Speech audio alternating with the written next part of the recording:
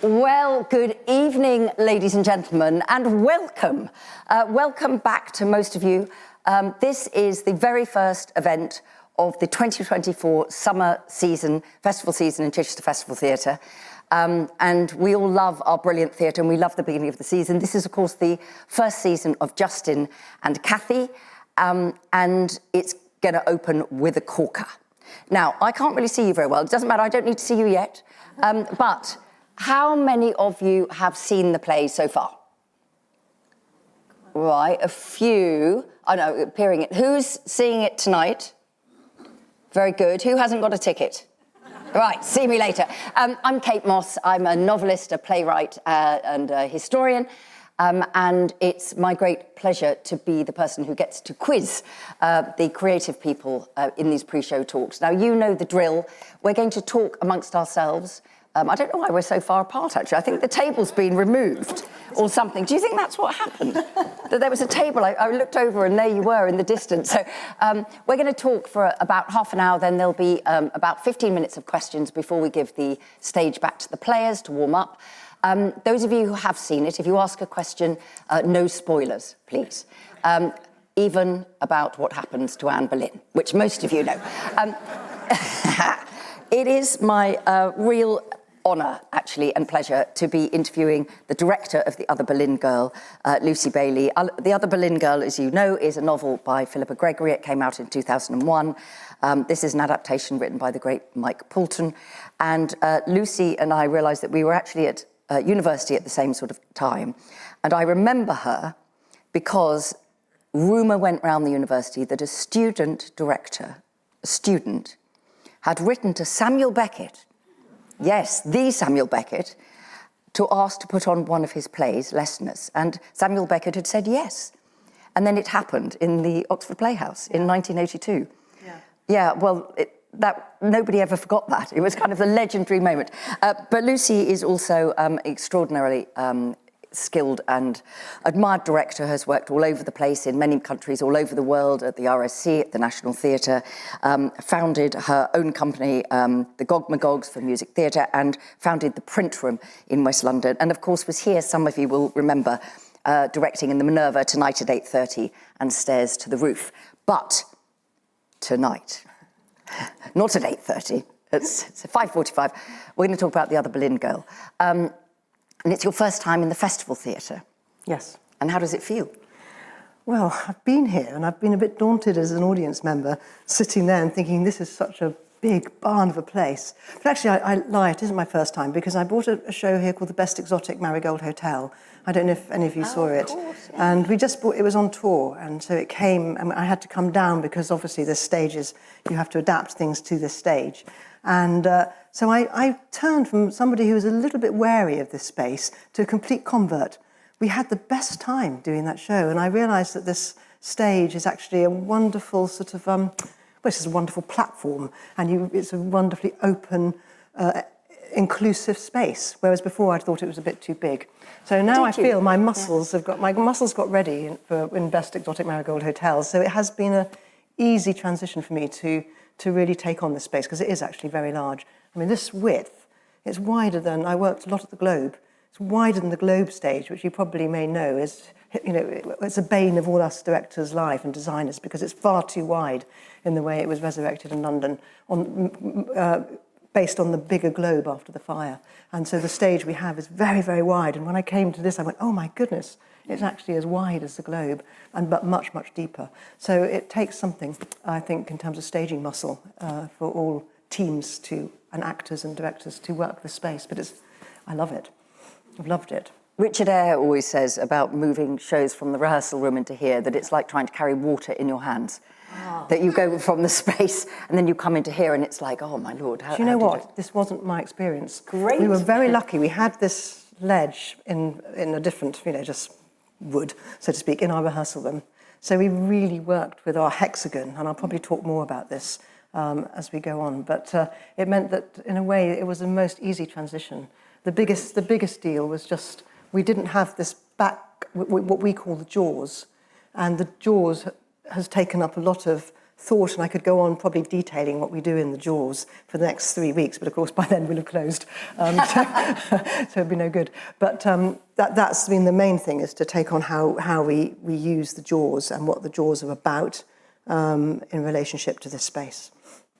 So with this audience who knows so much, I mean, they're a very wonderful theatre-going audience, so they've heard a lot of directors speak and they know this stage very, very well, most of them. So how did the process of you, Mike Poulton, adapting Philippa's work come about? Who was the first domino to fall, as it were? I think the history of it is that producers, a wonderful producer called Fiery Angel, actually had the idea. So they approached Mike Poulton to adapt the novel, and they must have got Philippa's permission. And they commissioned Mike to write the adaptation. This was really years ago, I think 7 years ago. Mike and I work a lot together, so there's about 6 projects stacked up already of Mike's that I'm meant to be directing. And he will then say, and what about this? What about doing this one? I'll go, okay, I'll add it to the stack. And will it ever happen? And sometimes it happens and sometimes it doesn't. And this one I thought, oh, this would have legs. And when I read his first draft, I have to say I felt it was almost like a finished draft. And this was some years ago because COVID got in the way. But it was a real page-turner, as you can imagine. It read as a thriller, utterly exciting. So this was a difficult one to put in the stack and not feel I would get to it, because we then waited a few years. Of course, we had COVID. After COVID, we still didn't know if it would ever come out, and we were a little bit in despair. We didn't know if the producers would manage to push it. It was a very big cast, and everything after COVID was to do with two-handers, as you probably are aware. So I think we slightly despaired, actually, until a year ago when we were given the news that Chichester wanted to do it. And here we are. So from had you read the novel before? Or seen either of the film adaptations? I think when I had it in my stack, I was thinking, well, do I read it? Yeah. Might not happen. But as soon as I thought it might happen, I read the novel.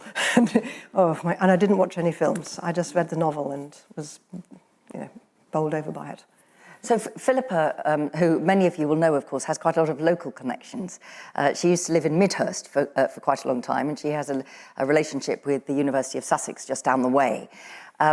And she's always talked about it as being, her finding out when she was doing some research, some completely serious research, nothing to do with writing a novel, that there was this other sister, hence the Other Boleyn Girl, Mary, who had never really appeared. She was just a footnote and then went in search of her.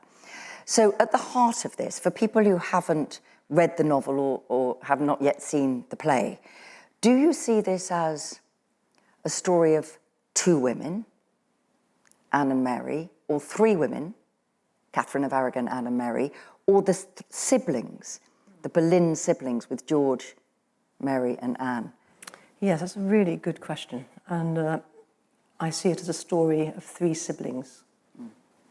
And what happens to those 3 siblings who are, of course, of a younger generation and are thinking that they might be able to control their lives.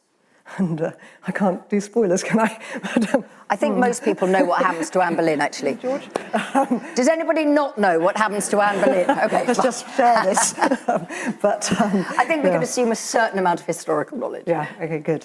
But the heartbreaking thing about the piece, of course, is that they don't have control over their lives, and the sort of what we keep calling in our rehearsals the sort of Tudor marriage machine mangles them up and mangles so many young men, young women up and spits them out. So it's about watching this potential of these 3 siblings with all that hope and everything to play for, and then watching how that gets tangled and entangled and enmeshed, and they get dragged into this machine, which is partly what those jaws represent to some in our heads.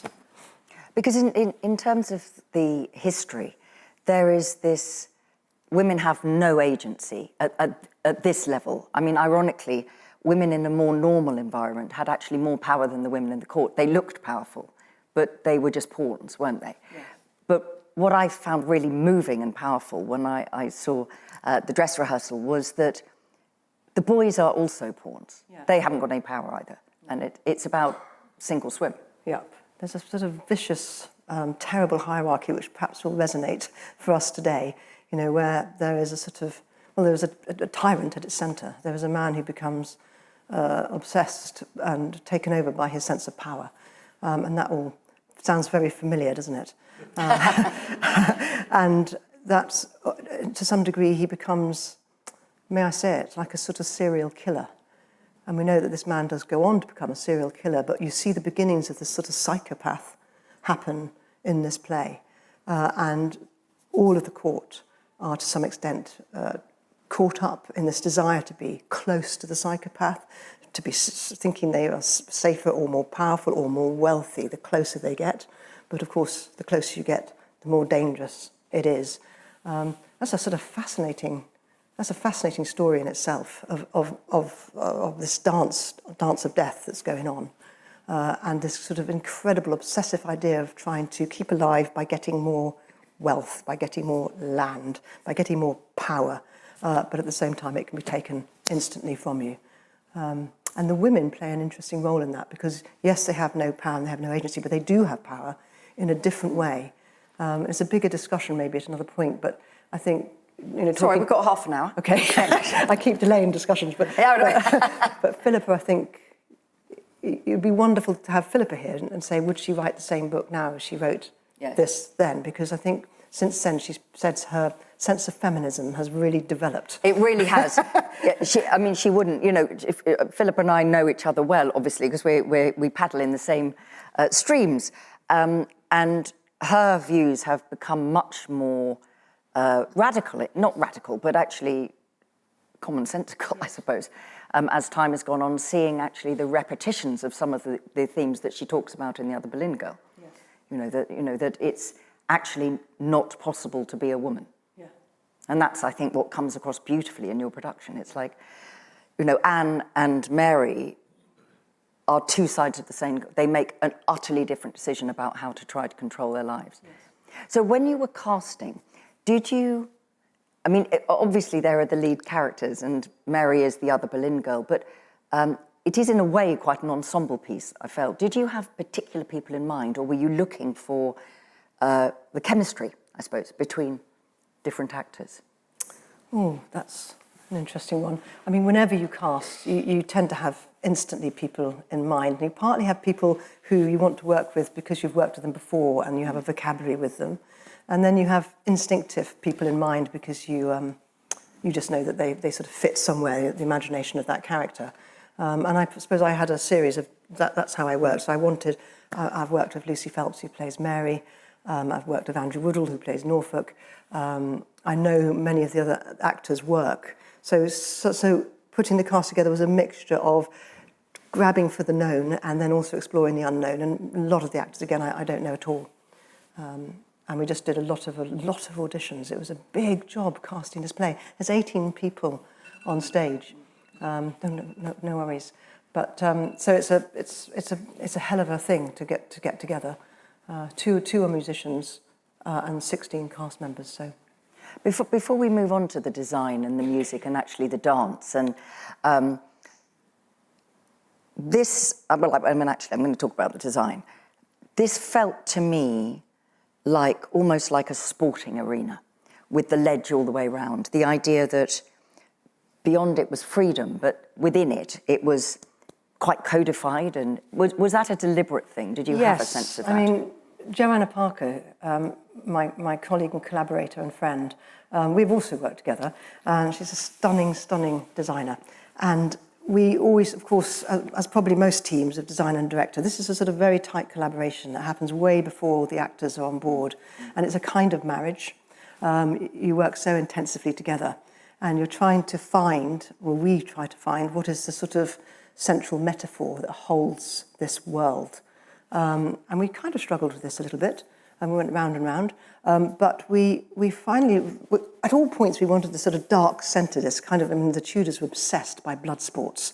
So and it's a lot of blood sport imagery in the writing. So we knew we were sort of bear pit, cockpit feel, but of course, this also takes place mainly at court. And if you looked out of, I think Joe would describe this as you could look out of Anne Boleyn's room at Greenwich, somebody might tell me off now because they might have a bit more of an accurate idea of Greenwich Palace. But in our heads, she looked out onto the tilting yard. And it's true that in the London Palace of York, in sort of Whitehall, there was the administration, and on the other side there was all the sports, the tennis courts, the cockfighting, and the tilting yard.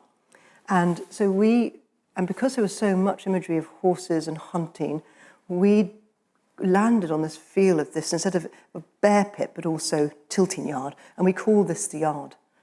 And we wanted it to feel unsafe, and a place where life was in the balance and survival was a question. And it does have, and I hope it has, at least I hope we've brought to it, a kind of raw energy, this piece, which is this kind of fight for, as I've said before, fight for position and fight for your life. Survive or die. Yeah. And should I say a little bit more about this? Yeah. I mean, you can see the image, I hope you can see the image on the yard. It comes from a Holbein portrait of Henry VIII. I had a friend in last night and they sat the whole time thinking it was a portrait of Shakespeare. Why? I was really distressed by that. So I'm telling you now, do not think it's Shakespeare.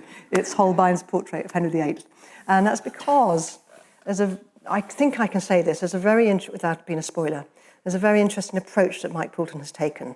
In the novel, you're very, very clearly aware of Henry's narrative, sitting very firmly at the centre, and his various relationships with these women.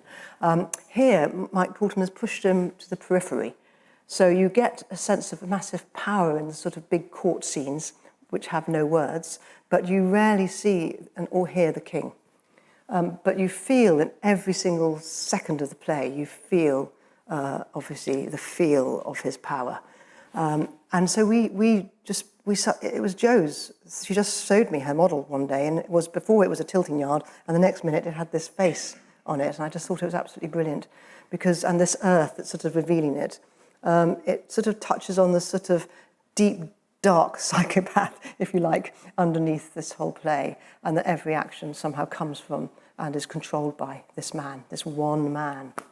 But I found it incredibly powerful because he is like a big brother presence and he's not there, because there has been a real overemphasis on the Tudors and a sort of sanitizing of a man who was truly terrible in every single possible way, and has been made into a kind of figure of, amusement. A sort of, exactly. Yeah, good for you, mate. That's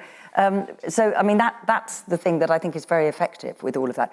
One of the things, and I do want to talk about the music and the dancing, because that, again, I think the codified dancing, where everything is so formal and precise, which is underlaid by, at any moment, all chaos could break loose, is so powerful.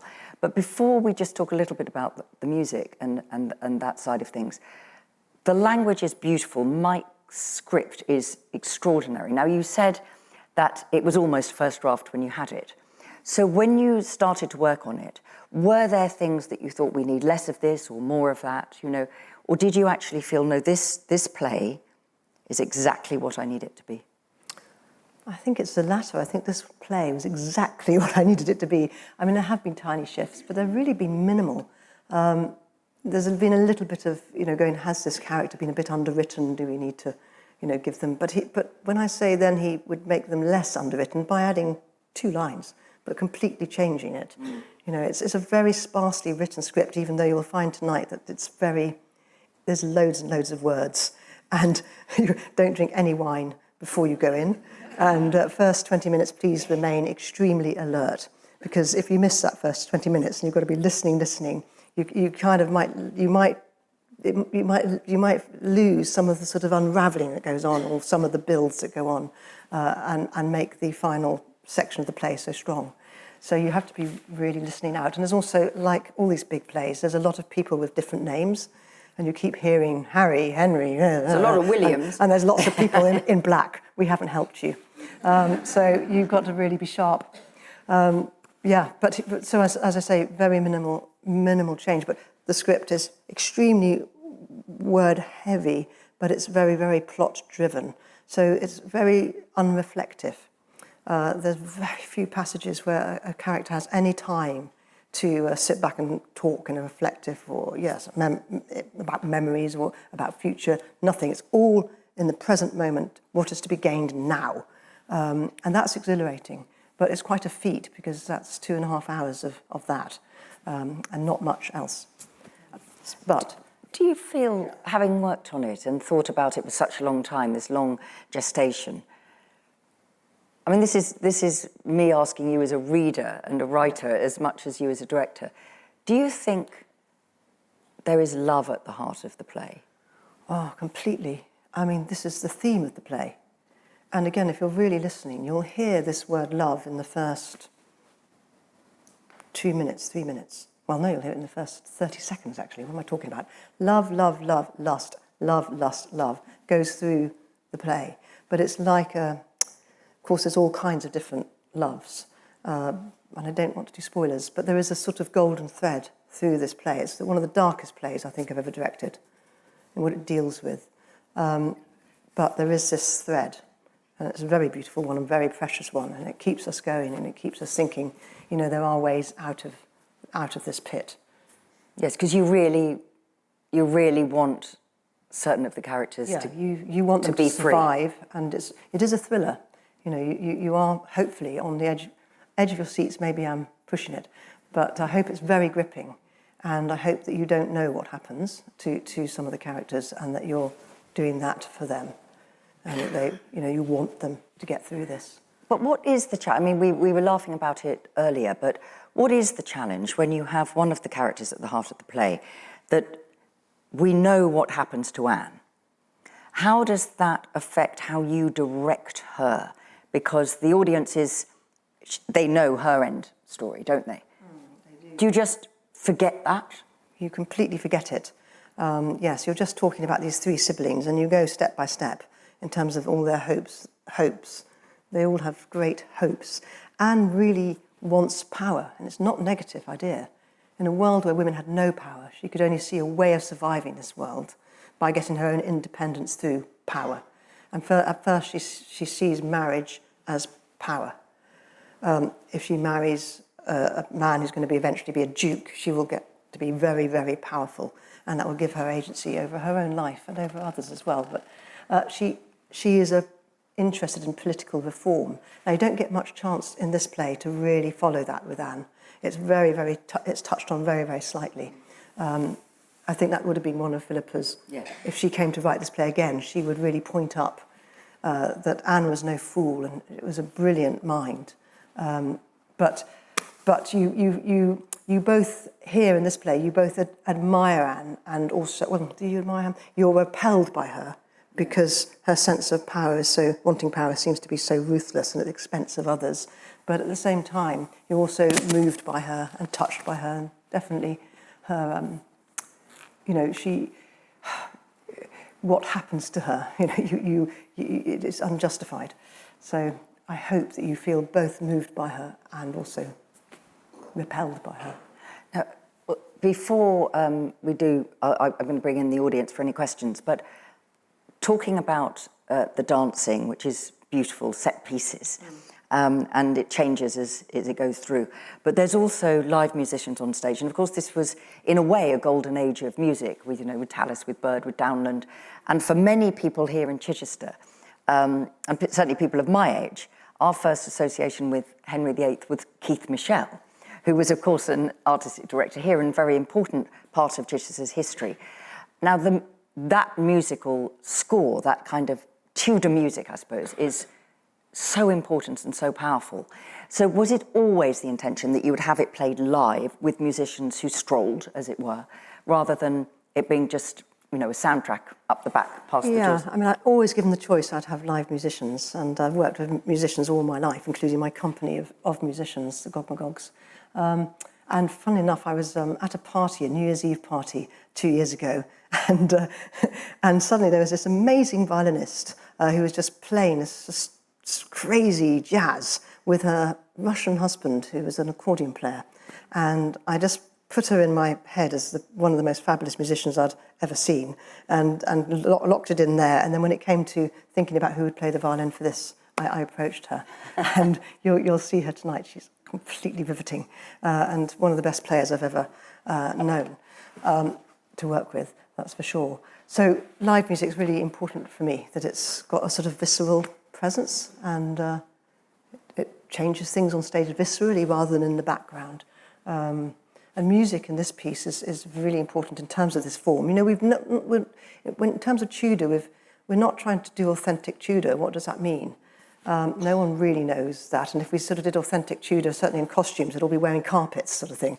You know, it's impossible. And we'd never have a costume change because of all the layers. So you have to take a sort of version. And the version that you do is because of the feel of the play and what you're trying to say about the characters and the world of this play. So the music design, all of it, and you work as a team, all of it has to tell the same world. So we talked a lot about heavy metal when we talked about the music, because we just look at all the metal, we just wanted the sound of scraping and violence within the score. And we wanted, yes, a formality that, of course, has a kind of this sort of power, Tudor power, which is this appalling machine in a way again. But underneath that is a very dark underbelly.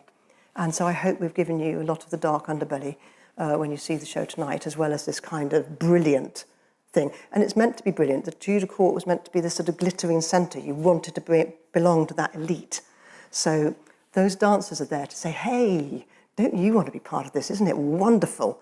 But of course, wonderful is Henry VIII, who was, you know, sleeping with he would be married to one woman and sleeping with another, and plotting to get rid of this one. And, you know, it was appalling what was going on behind the scenes. And that's also what we're trying to do, a place of machination, a place of court whispers where there's so many secrets, but everybody knows them. And it's the dancing, and I felt, was a wonderful metaphor in that everybody knows the steps, but if you got them wrong, yes. It's that, isn't it? You're it's out. Like, yeah, exactly, and the way that people swirl around. Final thing before we have the house lights up. What I really loved, you know, I know it's a dress rehearsal, and one always has to remember it's a dress rehearsal, but it was flawless, pretty much, it seemed from the stalls. But there are some very fine acting performances. It was such a pleasure to listen to actors filling this space and speaking beautifully. You know, that's why I'm sure your friend thought it was Shakespeare. You know, it felt like Shakespeare. You know, that sort of thing.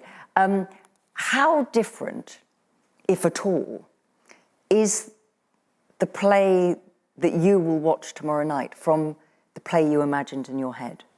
Oh gosh. That's impossible to answer. I mean, it's both the same and completely different.